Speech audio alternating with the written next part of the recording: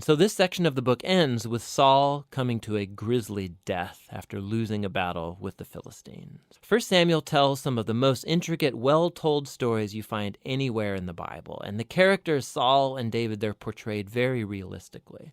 And the author's putting them forward as character studies so that you can find yourself in them. So in Saul's story, we see a warning. It's crucial that we reflect on our own character flaws and how they harm us and other people. And with God's help, we need to humble ourselves and deal with our dark side so that Saul's story doesn't become ours. David, on the other hand, is presented as an example of patience and trust in God's timing in our lives. And so he's running in the wilderness, being chased by Saul. David had every reason to think that God had abandoned him, but that's not what he thinks. And so David's story encourages us to trust that despite human evil, God is working out his purposes to oppose the proud and to exalt the humble. And that's what 1 Samuel is all about. 1 Samuel 28. In those days, the Philistines gathered their forces for war to fight against Israel. And Achish said to David, "Understand that you and your men are to go out with me in the army." David said to Achish, "Very well, you shall know what your servant can do." And Achish said to David, "Very well, I will make you my bodyguard for life." Now Samuel had died, and all Israel had mourned for him and buried him in Ramah, his own city. And Saul had put the mediums and the necromancers out of the land. The Philistines assembled and came and encamped at Shunem. And Saul gathered all Israel, and they encamped at Gilboa. When Saul saw the army of the Philistines, he was afraid, and his heart trembled greatly. And when Saul inquired of the Lord did not answer him, either by dreams, or by Urim, or by prophets. Then Saul said to his servants, "Seek out for me a woman who is a medium, that I may go to her and inquire of her." And his servants said to him, "Behold, there is a medium at Endor." So Saul disguised himself, and put on other garments, and went, he and 2 men with him. And they came to the woman by night. And he said, "Divine for me by a spirit, and bring up for me whomever I shall name to you." The woman said to him, "Surely you know what Saul has done, how he has cut off the mediums and the necromancers from the land. Why then are you laying a trap for my life to bring about my death?" But Saul swore to her by the Lord, "As the Lord lives, no punishment shall come upon you for this thing." Then the woman said, "Whom shall I bring up for you?" He said, "Bring up Samuel for me." When the woman saw Samuel, she cried out with a loud voice. And the woman said to Saul, "Ah! Why have you deceived me? You are Saul." The king said to her, "Do not be afraid. What do you see?" And the woman said to Saul, "I see a god coming up out of the earth." He said to her, "What is his appearance?" And she said, "An old man is coming up, and he is wrapped in a robe." And Saul knew that it was Samuel, and he bowed with his face to the ground and paid homage. Then Samuel said to Saul, "Why have you disturbed me by bringing me up?"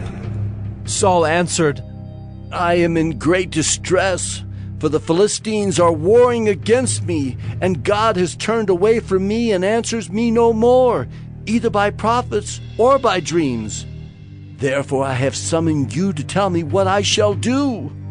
And Samuel said, "Why then do you ask me, since the Lord has turned from you and become your enemy? The Lord has done to you as he spoke by me, for the Lord has torn the kingdom out of your hand and given it to your neighbor David, because you did not obey the voice of the Lord and did not carry out his fierce wrath against Amalek. Therefore the Lord has done this thing to you this day.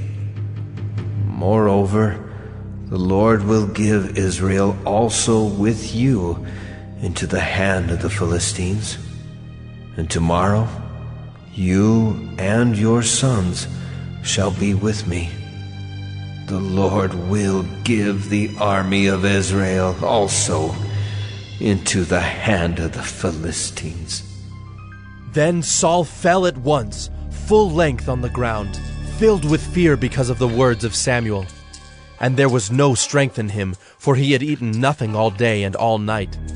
And the woman came to Saul, and when she saw that he was terrified, she said to him, "Behold, your servant has obeyed you.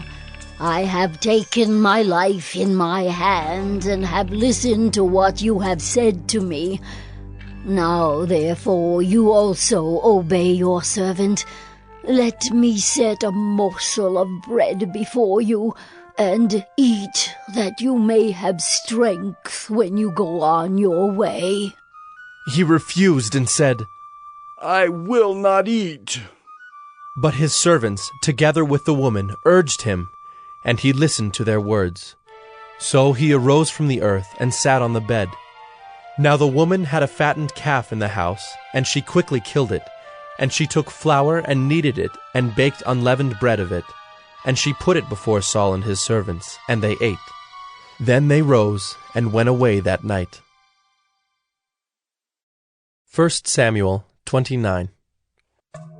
Now the Philistines had gathered all their forces at Aphek, and the Israelites were encamped by the spring that is in Jezreel.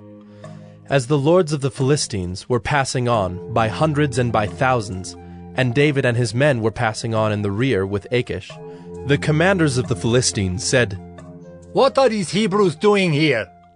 And Achish said to the commanders of the Philistines, "Is this not David, the servant of Saul, king of Israel, who has been with me now for days and years? And since he deserted to me, I have found no fault in him to this day." But the commanders of the Philistines were angry with him, and the commanders of the Philistines said to him, "Send the man back, that he may return to the place to which you have assigned him. He shall not go down with us to battle, lest in the battle he become an adversary to us. For how could this fellow reconcile himself to his Lord? Would it not be with the heads of the men here? Is not this David of whom they sing to one another in dances? Saul has struck down his thousands, and David his 10,000s. Then Achish called David and said to him, "As the Lord lives, you have been honest, and to me it seems right that you should march out and in with me in the campaign. For I have found nothing wrong in you from the day of your coming to me to this day. Nevertheless, the lords do not approve of you. So go back now and go peaceably, that you may not displease the lords of the Philistines." And David said to Achish, "But what have I done? What have you found in your servant from the day I entered your service until now, that I may not go and fight against the enemies of my lord the king?" And Achish answered David and said, "I know that you are as blameless in my sight as an angel of God. Nevertheless, the commanders of the Philistines have said, 'He shall not go up with us to the battle.'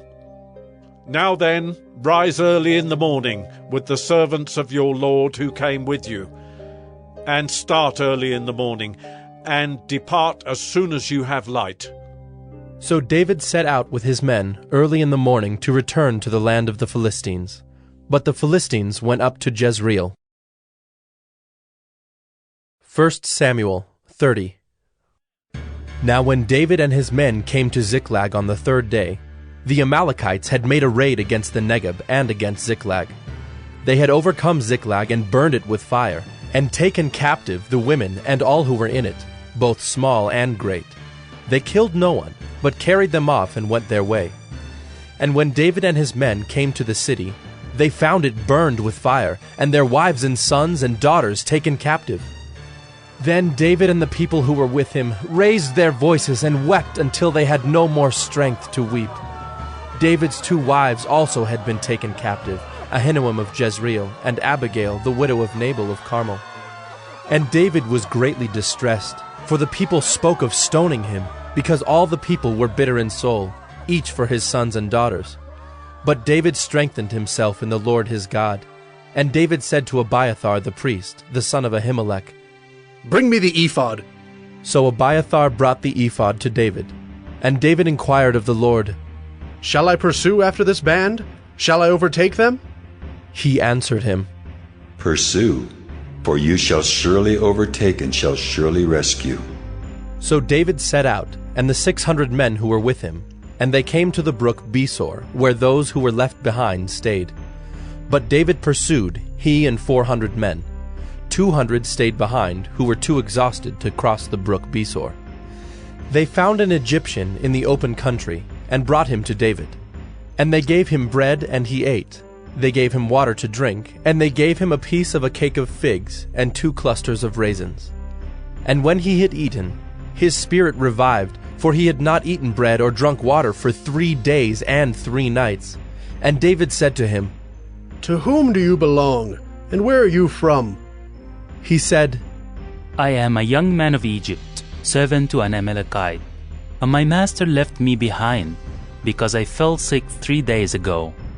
We had made a raid against the Negeb of the Kerethites, and against that which belongs to Judah, and against the Negeb of Caleb, and we burned Ziklag with fire. And David said to him, Will you take me down to this band? And he said, Swear to me by God that you will not kill me, or deliver me into the hands of my master, and I will take you down to this band. And when he had taken him down, behold, they were spread abroad over all the land, eating and drinking and dancing, because of all the great spoil they had taken from the land of the Philistines and from the land of Judah. And David struck them down from twilight until the evening of the next day, and not a man of them escaped, except 400 young men, who mounted camels and fled. David recovered all that the Amalekites had taken, and David rescued his 2 wives. Nothing was missing, whether small or great, sons or daughters, spoil or anything that had been taken. David brought back all. David also captured all the flocks and herds, and the people drove the livestock before him, and said, This is David's spoil. Then David came to the 200 men who had been too exhausted to follow David, and who had been left at the brook Besor. And they went out to meet David, and to meet the people who were with him. And when David came near to the people, he greeted them. Then all the wicked and worthless fellows among the men who had gone with David said, Because they did not go with us, we will not give them any of the spoil that we have recovered, except that each man may lead away his wife and children, and depart. But David said, You shall not do so, my brothers, with what the Lord has given us. He has preserved us and given into our hand the band that came against us. Who would listen to you in this matter? For as his share is who goes down into the battle, so shall his share be who stays by the baggage. They shall share alike. And he made it a statute and a rule for Israel from that day forward to this day. When David came to Ziklag, he sent part of the spoil to his friends, the elders of Judah, saying, Here is a present for you from the spoil of the enemies of the Lord. It was for those in Bethel, in Ramoth of the Negeb, in Jadar, in Aroer, in Siphmoth in Eshtemoa, in Rachel, in the cities of the Jerahmeelites, in the cities of the Kenites, in Hormah, in Bor-Ashan, in Athak, in Hebron, for all the places where David and his men had roamed. 1 Samuel 31. Now the Philistines fought against Israel, and the men of Israel fled before the Philistines, and fell slain on Mount Gilboa. And the Philistines overtook Saul and his sons, and the Philistines struck down Jonathan and Abinadab and Melchi-Shua, the sons of Saul. The battle pressed hard against Saul, and the archers found him, and he was badly wounded by the archers. Then Saul said to his armor-bearer, Draw your sword, and thrust me through with it, lest these uncircumcised come and thrust me through and mistreat me. But his armor-bearer would not, for he feared greatly.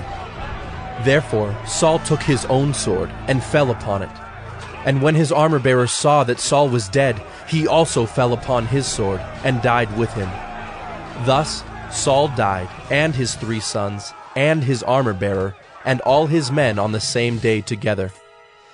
And when the men of Israel, who were on the other side of the valley, and those beyond the Jordan, saw that the men of Israel had fled, and that Saul and his sons were dead, they abandoned their cities and fled.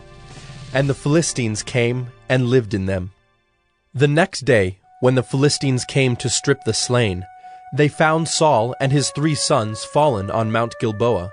So they cut off his head and stripped off his armor and sent messengers throughout the land of the Philistines to carry the good news to the house of their idols and to the people. They put his armor in the temple of Ashtaroth, and they fastened his body to the wall of Bethshan. But when the inhabitants of Jabesh-Gilead heard what the Philistines had done to Saul, all the valiant men arose and went all night and took the body of Saul and the bodies of his sons from the wall of Bethshan. And they came to Jabesh and burned them there. And they took their bones and buried them under the tamarisk tree in Jabesh, and fasted 7 days.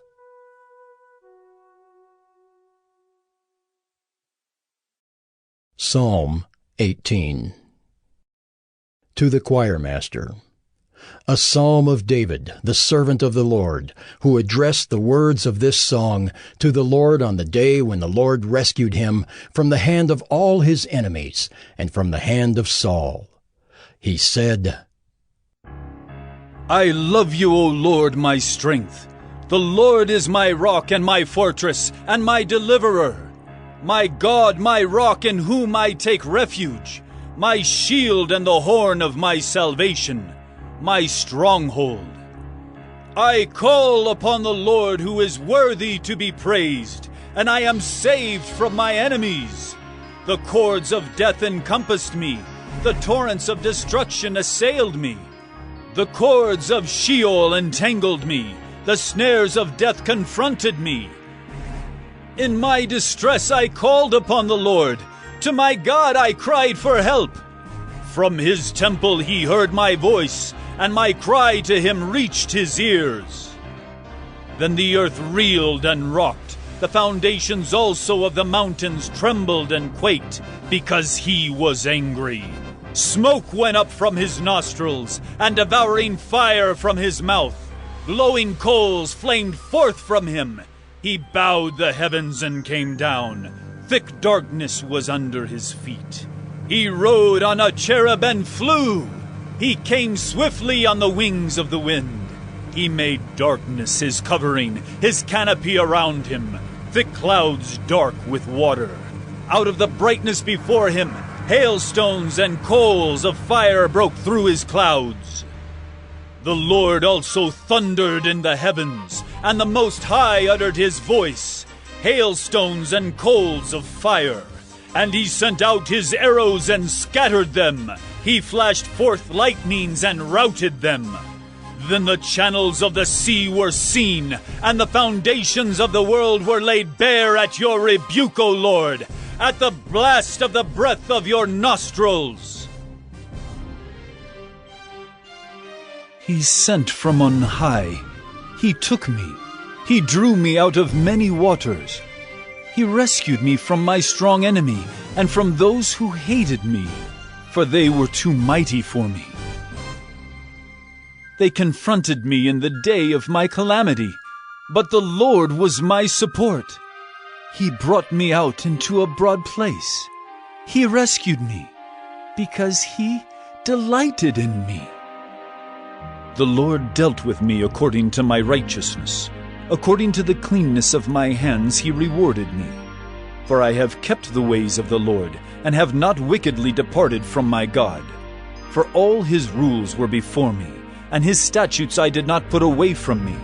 I was blameless before him, and I kept myself from my guilt. So the Lord has rewarded me according to my righteousness, according to the cleanness of my hands in his sight. With the merciful you show yourself merciful.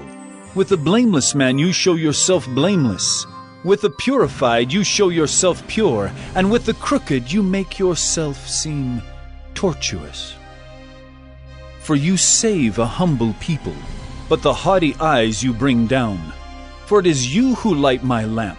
The Lord my God lightens my darkness. For by you I can run against a troop, and by my God I can leap over a wall. This God, his way is perfect. The word of the Lord proves true. He is a shield for all those who take refuge in him. For who is God but the Lord? And who is a rock except our God? The God who equipped me with strength and made my way blameless.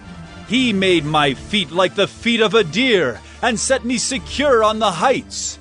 He trains my hands for war so that my arms can bend a bow of bronze. You have given me the shield of your salvation, and your right hand supported me, and your gentleness made me great.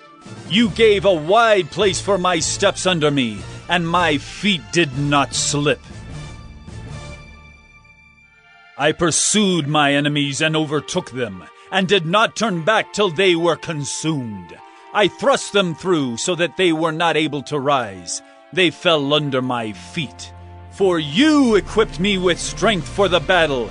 You made those who rise against me sink under me. You made my enemies turn their backs to me, and those who hated me I destroyed. They cried for help, but there was none to save. They cried to the Lord, but he did not answer them.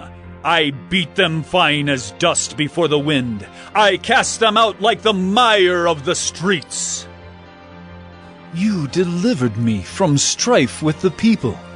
You made me the head of the nations. People whom I had not known served me. As soon as they heard of me, they obeyed me. Foreigners came cringing to me. Foreigners lost heart and came trembling out of their fortresses. The Lord lives, and blessed be my rock, and exalted be the God of my salvation, the God who gave me vengeance and subdued peoples under me, who delivered me from my enemies. Yes, you exalted me above those who rose against me. You rescued me from the man of violence. For this I will praise you, O Lord, among the nations, and sing to your name. Great salvation he brings to his king, and shows steadfast love to his anointed, to David and his offspring forever.